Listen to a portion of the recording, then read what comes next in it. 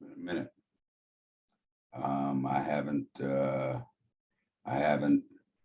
done a live stream in a long time. Again, I've had, personal challenges that have precluded me from doing a lot of the things that I generally do. But generally speaking, what happens is something strikes my consciousness, and I just determined to share that, right? To share the thought thread. The one thing that I'll never do is put myself in a position of talking down or thinking I'm great enough to be able to define what is best for you, what is best for men, what is best for women, like, I'm not that great. My opinion is irrelevant. And for me to say that my opinion is irrelevant, it must further mean that the opinions of others are pretty much irrelevant. If I don't put any credence in my opinion, then I damn sure don't put any credence in the opinion of any other man, right? Your opinion means nothing. What is relevant is clear and accepted definitions and communication. Communication is, I don't want to go too deep, but we've become so very conscious that we speak to words having power, and they do have power. But it's more about the tones, the characters used in the mouth, the expression, the exhalation, the inhalation. It's the areas of the mouth that you're using. The words are only useful if we are able to define a thing, a common thing, have a common definition, and be able to speak to that as true. And that's really where the value of words come in. So I quickly wanted to kind of dissect and speak through what is value. When somebody says they're high value, right? High value. What is value, right? What is value? Value speaks to worth, right? And when we speak to value, how is it defined? How is it determined? What's the litmus by which we determine a thing is of value or not?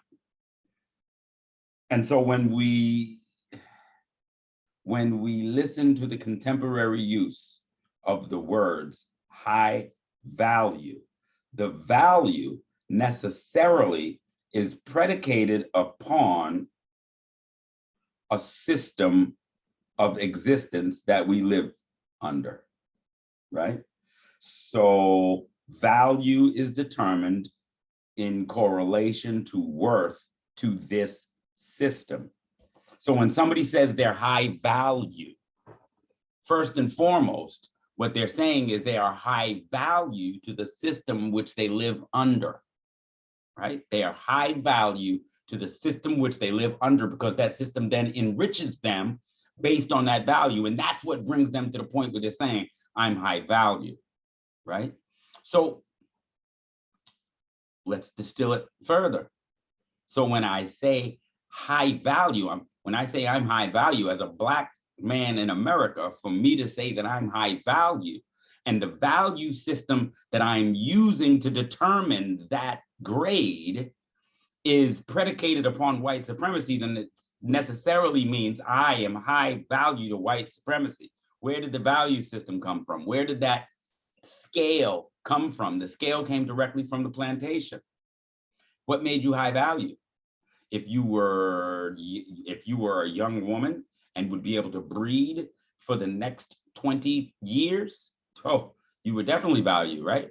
That made you definitely a high value, because you would be able to reproduce workers, who in turn would be able to produce more workers, who in turn would produce more. So it's like raising chickens, right? The highest value would be found in the woman who was able to reproduce workers. But then the next value would be found in function, right? Maybe he was a very big man, so he was a blacksmith, right? And he could shod horses and work with metal, right? Or maybe he was a chef, right? So your value was assigned on the auction block based on your function and your worth in the society that you were born into. So today, when you hear somebody say they are high value, right? When we hear somebody say they are high value, it first must assume, or it first must ask the question, what's the value system that you're using in order to be able to define what is value, right? What's the value system that you're using? And if the value system that you're using is white supremacy, then you are basically speaking of your value to that system, right? You're not, when somebody says they're high value, they're not talking about high value to you, right? It's not about high value to you. It's about high value. I'm regarded as being worth more. So what is the litmus used to define one as being worth more than another? And if the value system that we are using was produced by white supremacy, then again, when you say you're high value, the only thing that you could possibly be speaking to is value to white supremacy, value to this system. And for the value or for your worth, they enrich you thusly, right? I have these things because I am of value to white supremacy, right? So when you hear somebody say high value, that they're high value, the chances are great they don't even know what they're saying. They don't even know what they're saying. They've not dissected the word value to even think it through. For you to say you are high value means that you are using a scale produced on a slave auction block. And if your only value exists as long as white supremacy is strong and solvent, then you find that there is no value that you serve to yourself, your loved ones, your people, your community. If your only value is measured in the success or failure of white supremacy, then you cannot have any value to those around you. Are you hearing what I'm saying to you? If your value is measured only based on your ability to earn a high dollar, your ability to go into a realtor and get a house, your ability to buy a good car, your credit rating, right? Your ability to navigate this sick society and be enriched, if that defines your value, man, that don't make you whole. You understand what I'm saying? That doesn't make you whole. It makes you well adapted to an abhorrent condition. It makes you well adjusted to a sick condition. So that necessarily means that you are of value to the system, you're of value to white supremacy, but you're not really of any value to yourself, to your family, to your progeny, or to your history. And so again, when we speak about value, right, what happens is, and again, it's these things that are not spoken of, but the value that we're defining and the value system that we're using is defined based on those things that we can buy, right? So if you can wear fine clothes, that must mean that you are of value. You've got a nice watch. I wear wood and plastic. You got a nice watch, right? And through that, through the car that you drive, through the size of the house that you have, these things are so important to you that you feel that because you have attained them, you can walk around everybody else and you must be the boss that everybody got to listen to because Massa done gave you a big house. Shit, I got credit. Massa gave me a big old house. That must mean I'm somebody. Massa allowed me to buy a damn Tesla. That must mean I'm somebody and you should listen to me. Look at my watch. Of course I'm somebody you need to listen to. I got everything you want, right? I got everything you want. Well, I gotta tell you, this is the bully coon. This is the bully coon. The bully coon had nice shoes, a suit in flamboyant colors like a peacock. The bully coon dressed well. He ate well, right? He would sit and joke with the overseer and the master in ways that the average Black person never would. He would sit and drink with them. He would sit and hang with them because he was also the one that would bring your children to them to be raped. He was the one that walked with a big razor, with a straight razor, and he would cut. And he was so mean and so nasty. This was the bully coon, right? So the bully coon, see, the only thing that the bully coon loved was power. And the only strength that he had was his own perspective of power. It was what he was given by his master. So when we talk about high value, what we're really speaking about is how valuable I am to them, to their system. And then we're turning around and speaking to each other and saying, well, you need to treat me this way because I got the watch, I got the house, I got the car. So we are enamored with celebrities, right? We're enamored with all of these young thugs and this one and that one and all these rappers. And we're enamored because they have those things that we don't have, right? They've leased bling, right? They got leased bling on their hands, and they're driving around in leased vehicles, and they're showing you mansions, and they're showing you things that you don't have and the things that you would like to have, right? And so we become enamored with these things. And so the value system is sold to us from the moment we go into school, from the moment we interact with anybody else. The society is a bully, and it forces us into this thinking where the only thing of value, I mean, it starts as soon as your baby comes out. As soon as your baby comes out, one of the first things you do is you put earrings in their ear, which is telling them they're not beautiful and perfect by themselves. They need something.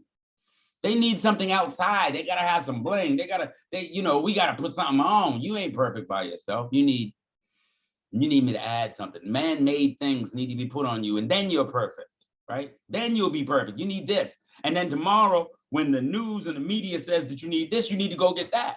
And then you need to go get the other thing.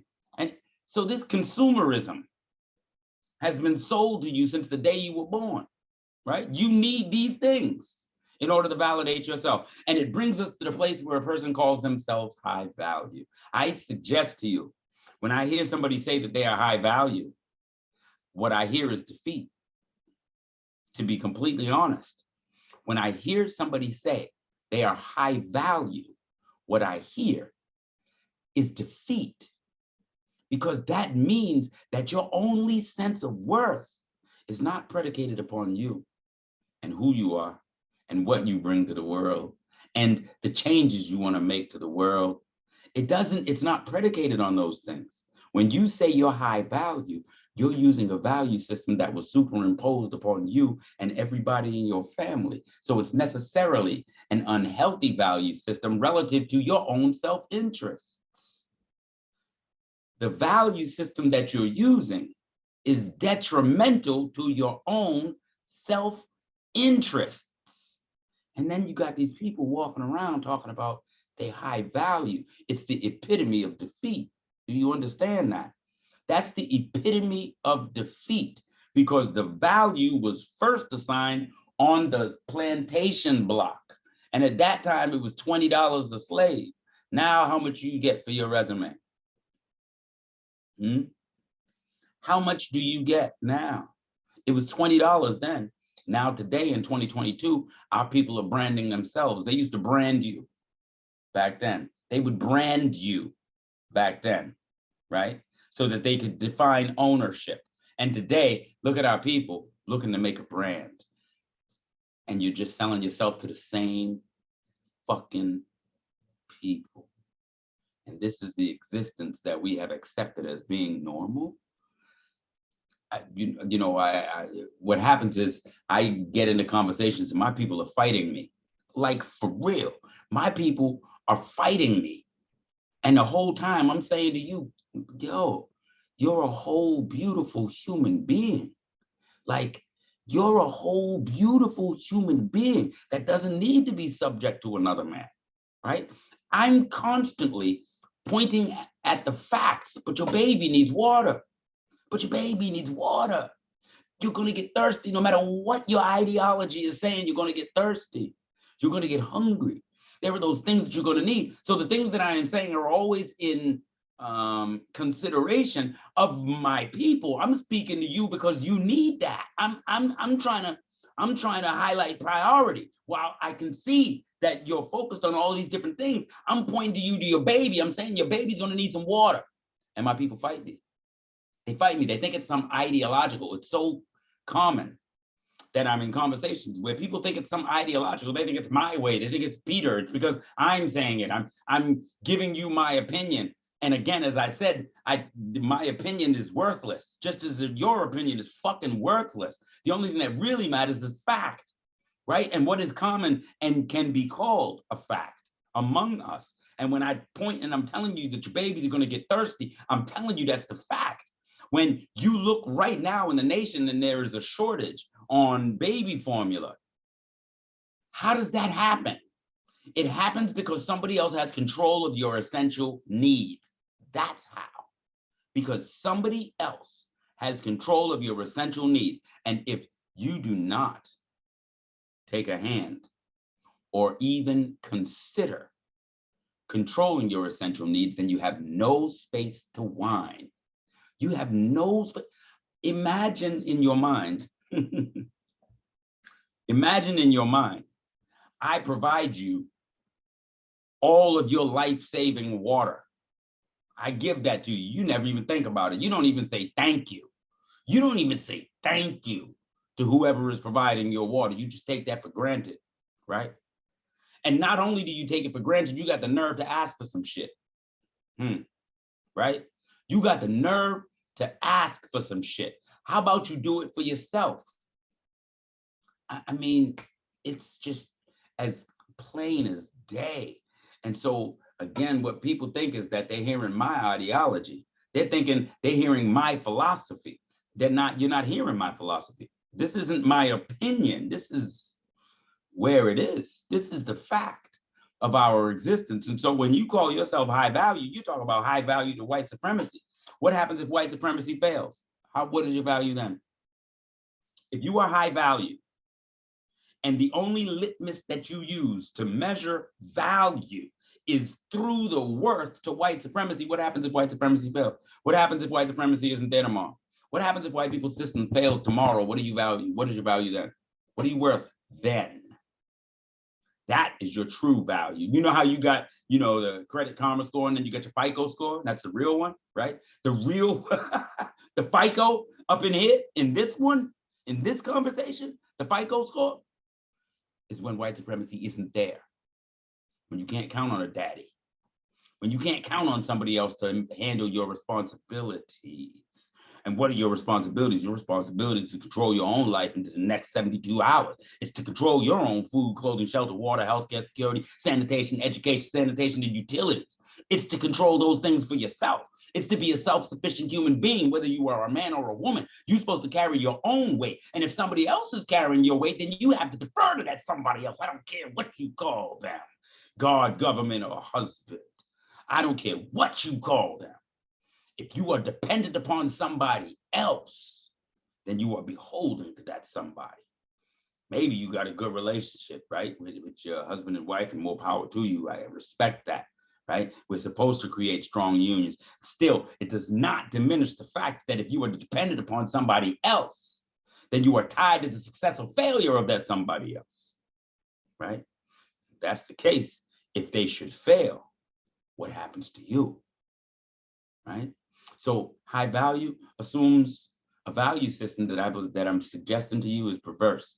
But everything that I'm saying to you is not over your head, it's under your feet. It's not deep, it's not philosophical, it's not some lofty idea, it's not some, it's not a buzzword like we need unity, right? Like you can't measure that. Like I'm born with 5 brothers and sisters, right? And we may be unified in some areas and in some places, but for the most part, we're just 5, 6 different individuals who were raised by the same person.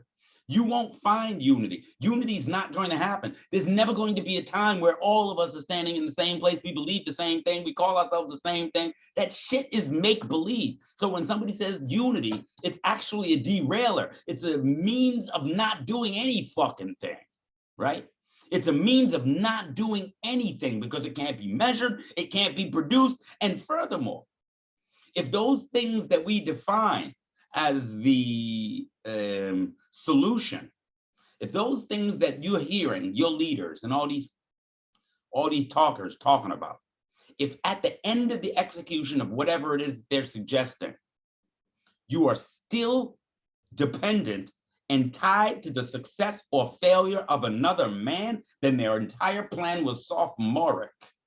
It was a sophomoric plan. If at the end of that plan, you are not free, and again, what is free? Free means you're not dependent upon another person for anything. You can exist without anybody. I don't need anyone. That's free. I got my water. I got my food. I got my power. I got everything that I need. That's free. Being able to exist without anyone's assistance. And if the plans that your big talkers and your big platform pimps and your snake oil salesmen and all the rest of these fucking charlatans and talkers, if the plan that they're talking about, oh, we need to fix our relationship. Let me ask you something. Let me ask you something. You fix your relationship, right? You get the perfect relationship. You find the perfect man or perfect woman. You all are absolutely connected in every possible way. Is the meat grinder still running? Like, are you still standing in the meat grinder? It's still going to pay white people to die? Are your children still going to pay white people to die? So it might feel good because you got a relationship, but you're still in a fucking meat grinder. Isn't that more important to anyone? I mean, does anybody recognize that as being a more important element? Get out of the meat grinder, then find a healthy relationship. Outside of that, you are in an abusive relationship that has existed for 400 years, which is dysfunctional, and you're not finding healthy relationships. You're finding trauma bonds, and you're finding methods of coping with an abhorrent situation. But that's not healthy. That's not healthy. That's trauma bonds, right? That's trauma bonds and comfort to get through to the next day. That's what that is.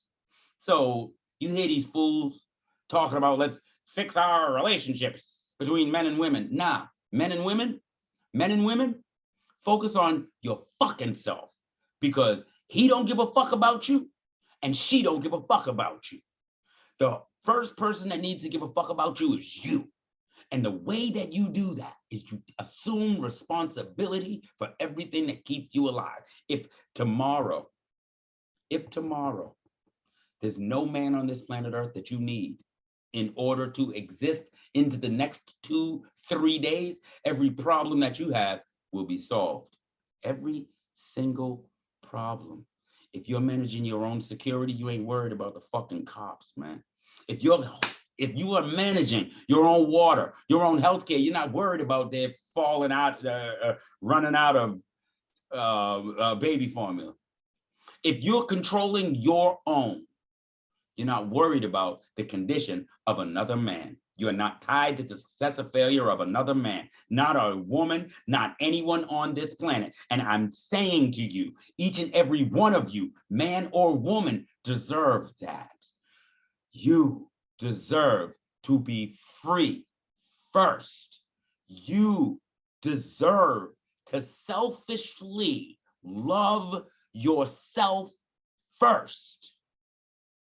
Everything else is secondary and tertiary. But the first thing is survival. It's primal. You can't, it is very difficult to commit suicide.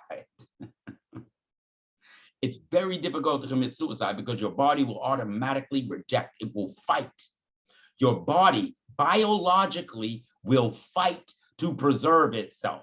But yet your sentient mind doesn't think that the most important thing that you need to do is preserve yourself. This is because of the value system. No, you're not high value. You're not high value. The system that you're serving is high value. For if that system should fail, all of the value that was assigned to you has just failed with it. Period. This isn't, it's not what I'm thinking. It's not it's not. This is not my opinion. These are facts. Lie them down on a piece of paper. They're facts, right?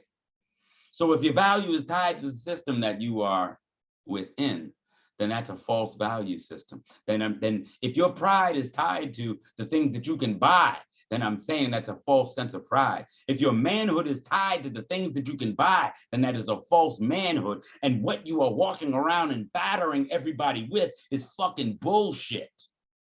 That ain't real pride. That ain't real manhood. That ain't real. All that is fake. It's been given to you. It's allowed to you. And you're doing everything that you can in order to be able to get it. And I'm telling you, it's working against your own self-interest. Now, high value is found when no one else is there. When no one else is there is when your true value is found. How long can you survive? How long can you keep those around you alive? That is how you define high value. Not how many feathers are in your tail and how many beautiful colors are displayed in that tail. Nah. How long you can keep yourself alive without any other man? That is what produces value. So again, I didn't want to go and spend too much time here. I just wanted to speak to and highlight what high value means, right? Where that comes from, where the value that we speak to is coming from, and what it really means, right? It is assigned way back 400 years ago on an auction block. And now we take a little sign and we brand ourselves. And we call ourselves high value when we walk amongst each other like bright peacocks. My people, hey, take what you can use, discard the rest. Hey, I'm not looking for no followers, subscribers. I ain't selling shit. I don't need you to like me. Hey, you know, somebody said to me the other day, because of something I said about Queen Kevin Samuels, right? And the dude said to me, I just lost respect for you. Now, first of all, I don't know you from a can of paint, right? But then second of all, I'm like, okay, I'm 56 years old, right? And whether or not you respect me was invisible to me. I didn't know whether or not I don't know what the fuck going on in your head. I don't care if you respect me. Your respect and $1 still can't buy a cup of coffee. Your respect means nothing, especially if you aren't able to carry your own weight. If you're not responsible for your own life and able to carry your life into the next 72 hours, what the fuck your respect me? Don't nobody respect you. What are you? I'm looking for your respect. So I'm not really giving a fuck about your respect or what you think about me or none of that. None of that really matters. I'm doing my job, right? I'm doing my job. And like I said, you take what you can use and discard the rest. I'm not looking for no subscribers. I'm not looking for no followers. I don't need YouTube money. I'm not trying to make no fucking Instagram money. I don't need their money, right? I'm not doing any of that. I don't sell nothing. You ain't got to take nothing, right? You can look at that and you can think I'm one of these platform pimps that is looking for you to follow. Nah, I dropped some things that I believe you could use. If you can't use them, then you keep it pushing. It's not a conversation. Peace.